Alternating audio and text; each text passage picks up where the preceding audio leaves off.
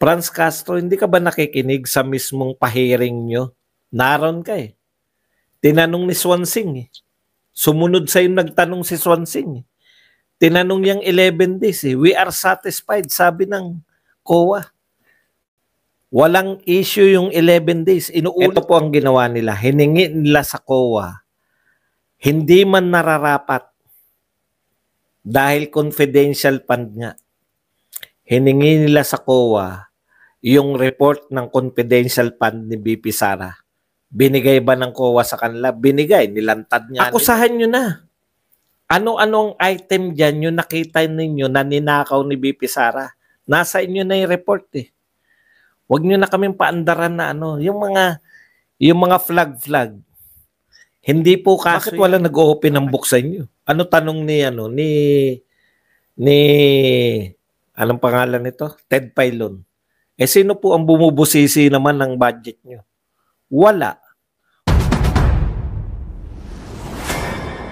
Ito na po tayo sa sinasabi nito ni Pusit. Alam mo, kapupusit, squid tactics. Kalokohan niya mga anlayo po eh. Kaya makikita nyo po wala sa hulog to, pati panunokso nila wala sa hulog eh.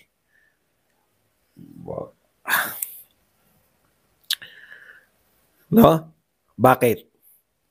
Ang layo naman, wala pa po sa karanasan nating lahat na may mga edad na ngayon. Wala pa po sa karanasan natin na tinuksong tao, maputi, tinuksong pusit. Kaya po tinutuksong pusit dahil maitim. Tamo? Maghanap rin lang ng panukso, palpak pa. Ganyan po, kapurol ang mga utak. Walang katotoran.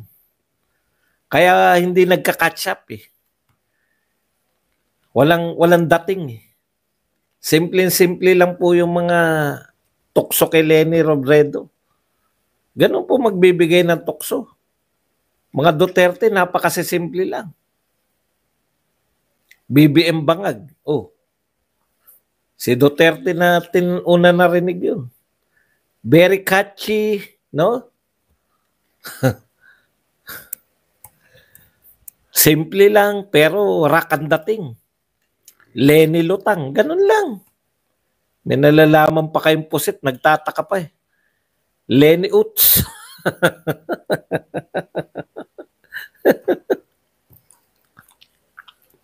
Squid tactics daw. Basahin natin, mas maganda yung ipahiya to sa sarili niya. While the visit is described as personal and not political, we must remain vigilant and focus on the more significant issues at hand, holding Vice President Duterte accountable for 125 million in confidential funds spent in just 11 days in 2022, Castro said. Huling-huli na to eh. Hindi ka ba nakikinig sa mismong Franz Castro, hindi ka ba nakikinig sa mismong pahiring nyo? Naroon ka eh.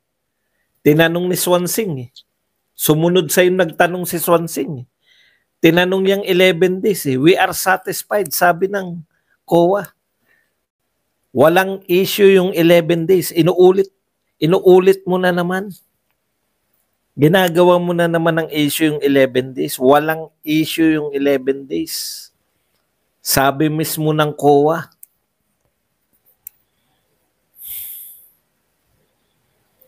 Maniobra daw to. We should not be sidetracked by these maneuvers. The public deserves transparency, accountability, particularly on matters involving public funds. The questions surrounding the use of these confidential funds must be addressed and clarified. Pumunta din siya sa Naga ay dapat tularan niya si Leni. Yan. So, asa na yung tactics dyan?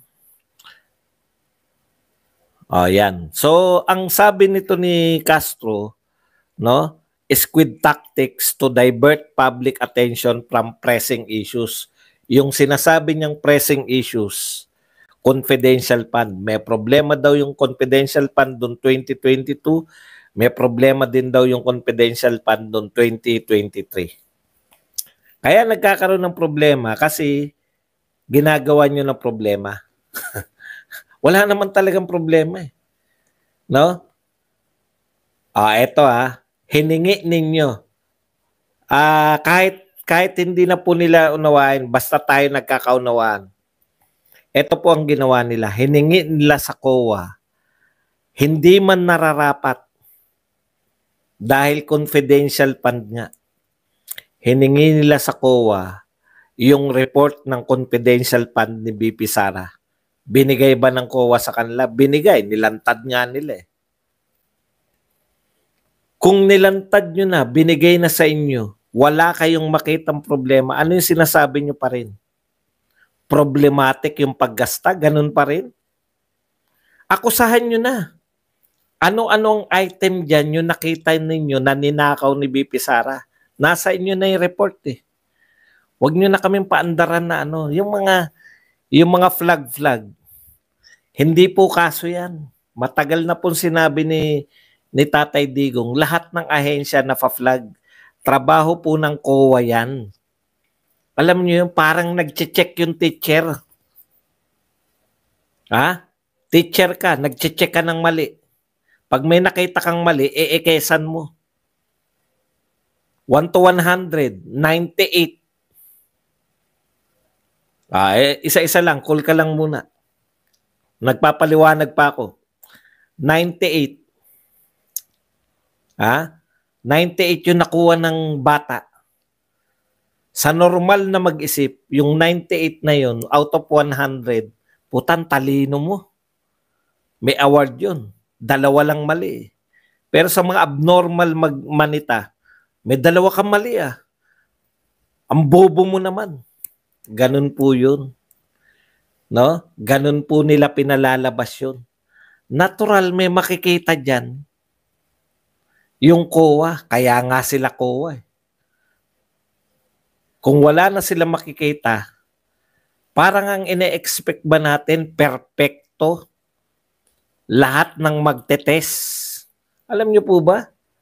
Makakalahati ka lang, 75 ka na sa normal na pag-grade. Hindi pa nga makalahati, di ba? Kinukwenta pa nga yan, yung highest tsaka lowest, meron pang formula dyan na kakaiba. Pero hindi po normal na tuwing may makikitang mali yung teacher, ang tawag na sa mga bata ay bobo. 2 lang ang mali out of 100. Super talino yun. Pero dahil mga abnormal tong mga nagsusuri, akala nila lahat ng mga makitang pagkakamali, alam niyo yung ibig ko sabihin? Kaya nga sila COA. Dahil marami silang nakikita. Kung wala silang makikita, hindi sila bagay sa COA. Ang COA, lahat yan. Kulang ng isang pirma, kulang ng ganon, kulang ng petsa. Yan po ang tinitignan nila sa mga papeles. Okay. Disallowance. Okay lang sana, no? Okay lang sana yung disallowance na yan. 2022 may disallowance. 2023 wala pang disallowance.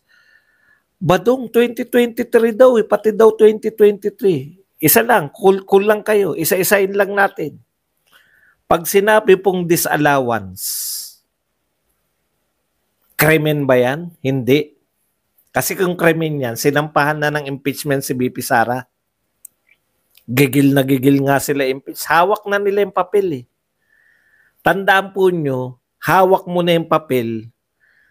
Hindi naman tayo bobong mga tao. Gusto nilang impeach si BP Sara. Wala silang makitang impeachable. Yun po yun. Yung po bang notice of disallowance, krimen? Hindi po. Kung krimen yan, edi mas malalaki yung notice of disallowance ng Department of Agriculture, Department of Transportation, at Department of Public Works and Highways. Bakit hindi nila inimbitahan? Bakit nila imbitahan yan? Hindi naman si Sara Duterte ang pinuno niyan. Kung hindi nga nag-resign si Sara Duterte sa DepEd, kakalkalin pa rin nila Actually, kinalkal nga nila yung DepEd di ba? Yun Ang point lang, hindi naman totoo yung gusto nila Hindi naman totoong transparency yung gusto nila. Ang gusto nila, idiin si Sara Duterte. Placido, galit na galit ka kanina sa live mo. Maka-atake.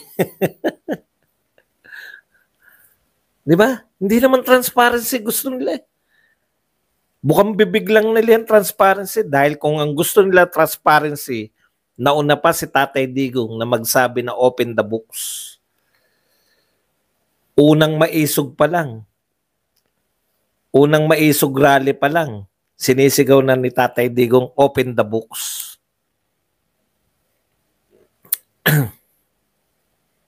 Bakit wala nag-open ng book sa inyo? Ano tanong ni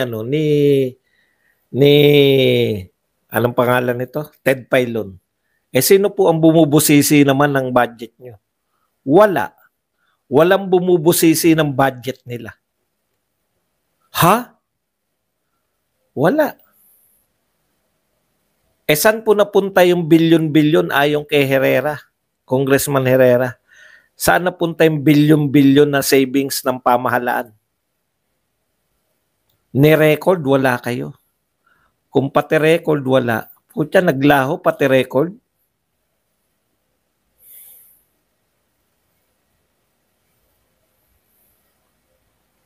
Hindi po pwedeng pati record maglaho. Naglaho na nga yung pera, pati record, naglaho. Tapos, mananawagan kayo accountability. Alam niyo po, galing ako sa gobyerno. Dalawasin ko po yung AOM na yan. Wala po namamatay dyan. Notice of disallowance, may 6 months ka pa. Alam niyo ba kung kailan lang nabigyan si BP Sara ng notice of disallowance? August. Alam niyo pa petsa, August 24. September, inimbestigahan niyo. Wala nga kayong nakita eh. Wala kayong nakita. Hawak nyo na yung papel galing sa COA. Wala kayong nakitang katiwalian. Pinalalabas lang ninyo na may katiwalian. Kasi yung mga tao hindi sanay sa mga tawag na disallowance.